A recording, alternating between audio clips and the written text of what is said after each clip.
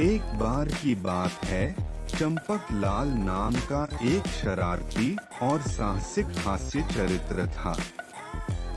चंपक लाल अपनी बुद्धि और हास्य के साथ साथ मुसीबत में पड़ने और अपने चतुराई से मुसीबत से निकलने की कला के लिए जाने जाते थे। एक दिन चंपक लाल घूमते घूमते एक जंगल में पहुंच गया, जो पेड़ों और जानवरों से घिरा हुआ था। जब वह जंगल में घूम रहा था तो उसे बंदरों का एक समूह मिला जो केले खा रहे थे। चंपक लाल शरारती चरित्र होने के नाते बंदरों पर एक मजाक करने का फैसला किया। वह पास के एक पेड़ पर चढ़ गया और उन पर अमरूद फेंकने लगा। बंदर यह सोचकर कि पेड़ से अमरूद गिर रहे हैं, उत्तेजना में उसे खाने के लिए इधर-उधर कूदने लगे। लेकिन जैसे ही चंपक लाल ने अमरूद फेंकना जारी रखा, उसने गलती से एक अमरूद बहुत जोर से फेंका और वह बंदरों के राजा के सिर पर जा लगा। राजा को गुस्सा आया। उसने देखा चंपक लाल पेड़ से अमरूद फेंक रहे थे और उन्होंने अपनी वानरों की सेना को चंपक लाल को पकड़ने का आदेश दिया। चंपक लाल को बंदरों ने घेर लिया और ऐसा लग रहा था कि उसका दुस्साहस समाप्त हो गया है। लेकिन चंपक लाल इतनी आसानी से हार मानने वालों में से नहीं थे। बंदर के चंगुल से बचने के लिए उसने एक योजना बनाई।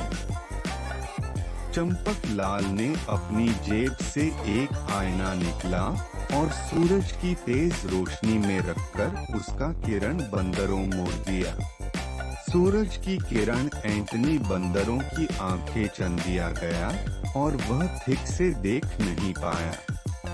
जैसे ही बंदर आंखें मूंद रहा था, चंपक लाल बच निकला और जंगल से बाहर भाग गया। लेकिन चंपक लाल की मुश्किलें खत्म होने का नाम ही नहीं ले रही थीं।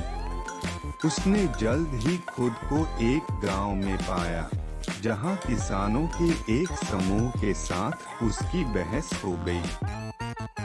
किसानों ने चंपक लाल पर उनकी फसल चुराने का आरोप लगाया और वे उसे दंडित करने के लिए दृढ़ थे। चंपक लाल पकड़ा नहीं जाना चाहता था। उसने अपनी बुद्धि का उपयोग एक योजना बनाने के लिए किया।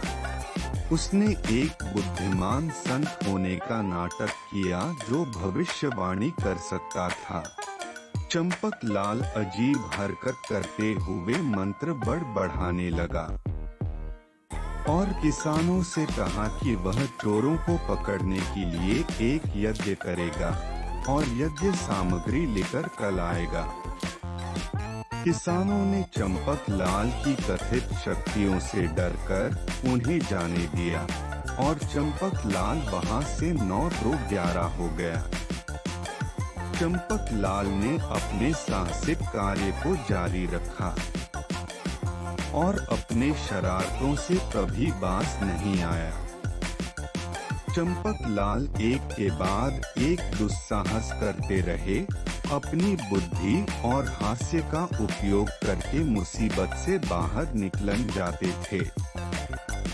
उन्होंने हमें सिखाया कि हम चाहे कितनी भी मुश्किल में क्यों न पड़ जाएं, हम हमेशा अपनी बुद्धि और हास्य का इस्तेमाल खुद को बाहर निकालने के लिए कर सकते हैं।